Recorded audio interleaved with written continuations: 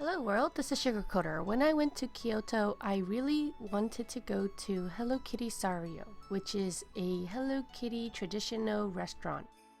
Before I went to Kyoto, I read online about a new restaurant that opened up in Kyoto, so I really wanted to check it out, and I was blown away by the food and the environment that I was in.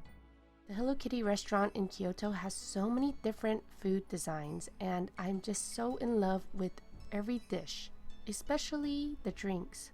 I love how Hello Kitty just floats there. My favorite part of the restaurant is the backyard. The garden is beautiful. I wish my garden was like this. I wonder who the designer is. I need to figure this out. And then maybe one day when I have a house, I can ask that same designer to design that garden for me. Or maybe I will design it myself and figure it out. If you go to Kyoto one day, I definitely recommend going to the Hello Kitty restaurant, especially if you love Hello Kitty. So what is the favorite thing that you saw in this video? Please let me know in the comments below. Thank you so much for watching and have a sweet day.